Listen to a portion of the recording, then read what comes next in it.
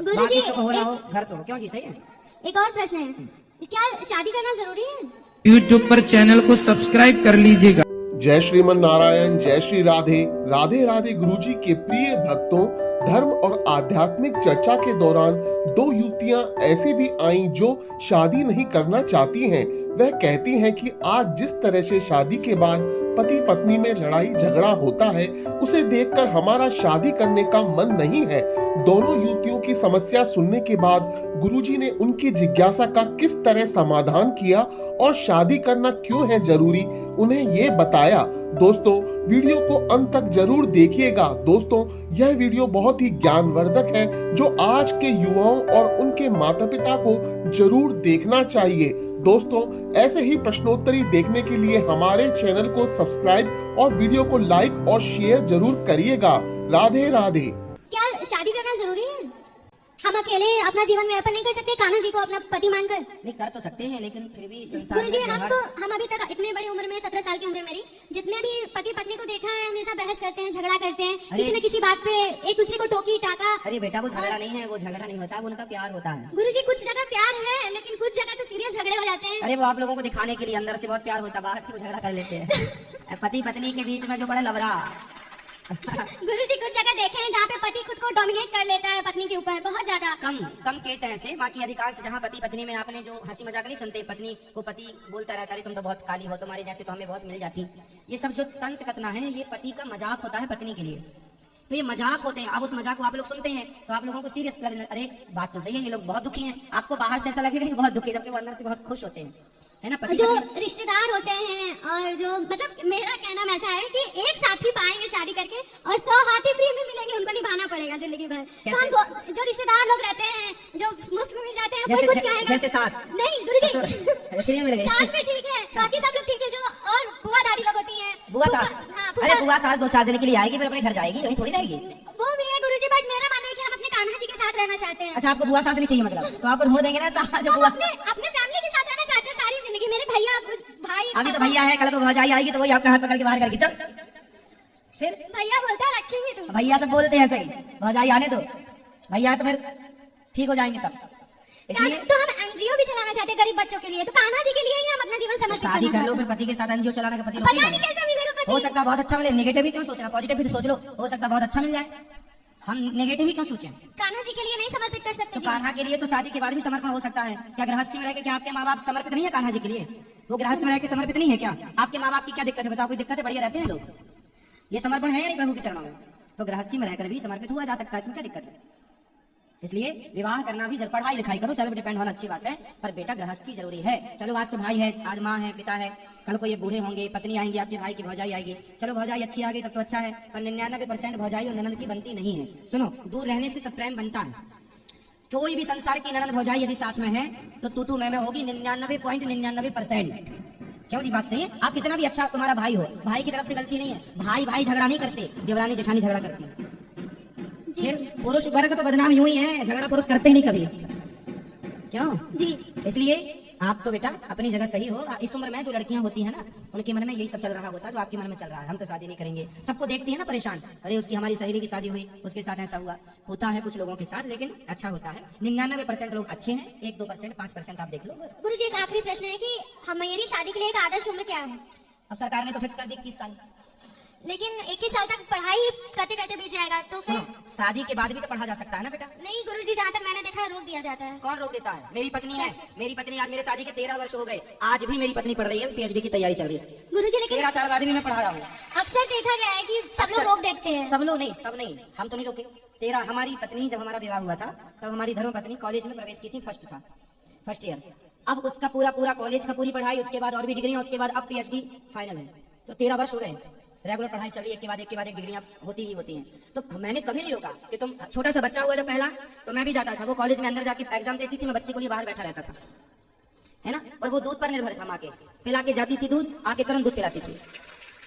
तो मैं उस स्ट्रगल से गुजर चुका हूँ और मैंने अपनी पत्नी को खूब पढ़ाया है और वो आज भी पढ़ती है। और अभी जो वो पढ़ना चाहती है मैं उसे और पढ़ाना चाहता हूँ। हमें पढ़ लिख करके कोई नौकरी जॉब तो करना नहीं है, फिर भी स्वांतः सुखाए, अपने आनंद के लिए पढ़ना चाहिए।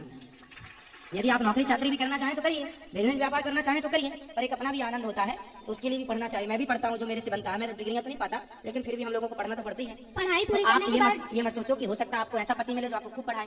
पढ़ाई पूरी करने के बाद जॉब कर ले फिर शादी करे तो कोई दिक्कत?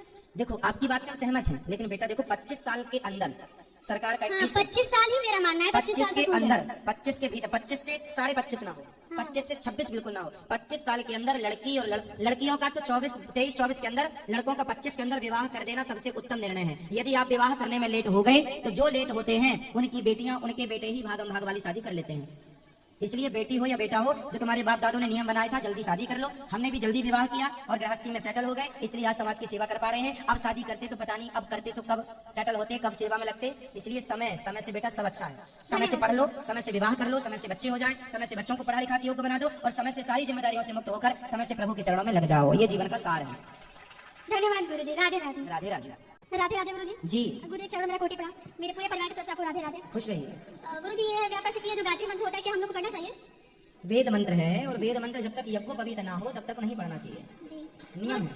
गुरुजी मैं आपको धन्यवाद करना चाहूंगी जो आपने हम लोग जैसे युवा को इतना ज्यादा सीख मिला थे कि आप कहते हैं कि बच्चे की अगर 21 साल में शादी ना हो तो बच्चे भागम भाग कर देते हैं। मेरी उम्र 29 साल की हो गई, 4 मार्च आएगी तो 30 लग जाएगा, अभी तक मेरी शादी नहीं हुई है और मैं 12 साल से बाहर रहती हूँ। मेरा तो एम था ही नहीं कि मतलब शादी करना, लेकिन आपके प्रश्न से जवाब मिलता है कि शादी करना जरूरी है। एक्चुअली मैंने इतना अपने फ्यूचर में अपने घर ही देखा है, पति पत्नी में बहस होती है, ये पति ये माँ बहन कहती है, तो क्या ऐसे पति की भी आरती करनी चाहिए जो माँ लड़की की माँ को गाली दे? कौन सा पति हो सकता है? ऐसे जिंदगी से बढ़िया अकेले रह। तो अभी तो आपकी शादी ही नहीं हुई।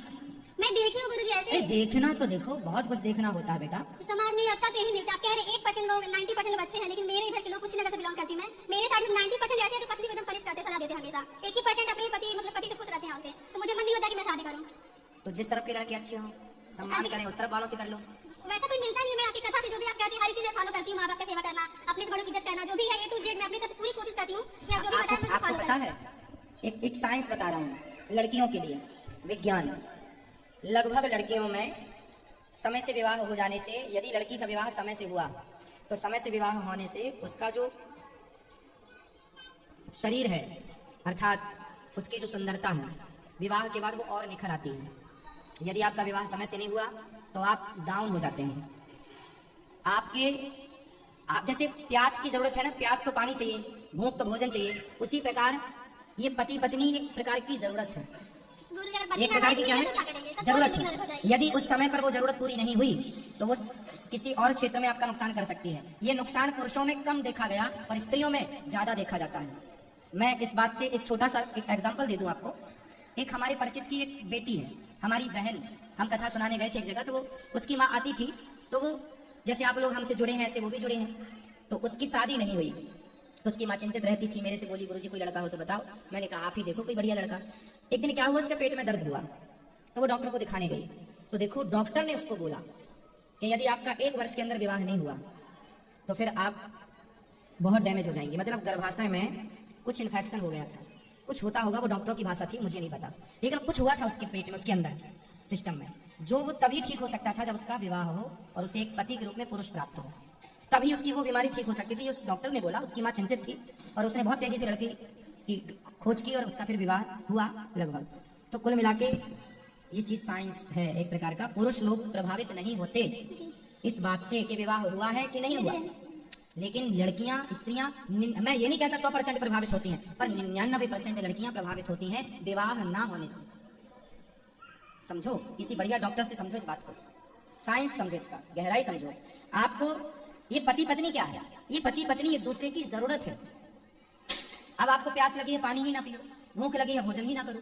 उसी प्रकार 25 साल की जो आयु है, पहले के लोग तो 12 साल में कर देते थे, फिर सरकार ने 18 किया तो 18 में कर देते थे। हम 12 और 18 पर भी बिलीव नहीं कर रहे हैं, कम से कम 25 के अंदर, 24, 23, 24, 25, 23, 24, 25, ये टाइम पीरियड ऐसा है। अब देखो आपका विवाह नहीं हुआ, आपका विवाह नहीं हुआ, अब आपके विवाह ना होने से आपका शरीर इस प्रकार से सूखा हुआ। तबीयत खराब हो गई तो मुझे पहले ऐसी थी नहीं, थोड़ा सा दिक्कतें आ गई थी। आप 24 साल तक आपके शरीर में एक अलग एनर्जी होती है, हाँ या ना, और 24 के बाद यदि विवाह नहीं हुआ तो वो माइनस होने लग जाती है। आप किसी भी लड़की को देख लो, आप 30 साल की लड़की को देख लेना और उसका विवाह ना हुआ हो, और 30 साल की लड़की को देख लेना उसका विवाह हो चुका हो, दोनों में अंतर दिखेगा आपको। जब उसके 2 बच्चे हो चुके होंगे, 2 उसके बाद भी वो उससे यंग दिखेगी, जवान दिखेगी। ये विवाह कोई ऐसे थोड़ी है, भगवान राम ने विवाह किया था बेटा, माता सीता ने विवाह किया, तुम कह रही हो विवाह नहीं करेंगे। देख देख के अरे देख देख के क्या है, देख ऐसे क्या देखती हो, अच्छा देखा करो, जिनकी गृहस्थी बढ़िया चल रही है वो भी देखा करो।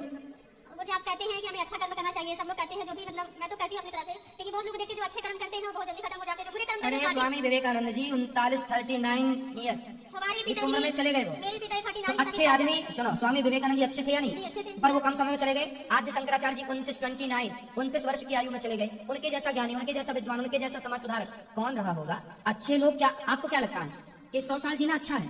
अरे एक बुद्धू आदमी 100 साल भी जी जाए तो क्या कर लेगा? स्वामी विवेकानंद जी और आद्य शंकराचार्य जी ने 39 साल में जो कर लिया वो आदमी 100 समय नहीं करता है। तो लंबी आयु पाके क्या करोगे? झांसी की रानी कितने साल की थी बताओ? 29 साल की थी लगभग, 28 है, सॉरी 24 23। 23 साल। हाँ, आपसे छोटी थी और आज तक देखो नाम चल रहा है। तो शादी हो चुकी थी, बच्चा पीठ में बांध के लड़ती थी अंग्रेजों से, फिर खूब लड़ी मर्दानी वो तो। झांसी वाली। हाँ, तो मेरी बहन झांसी की रानी कम उम्र में चली गई। इसका मतलब क्या है कि जो अच्छा कर्म करता है महाराज जी जल्दी क्यों चल? अरे अच्छे लोगों की जरूरत यहाँ भी पड़ती है तो अच्छे लोगों की जरूरत वहां भी पड़ती है।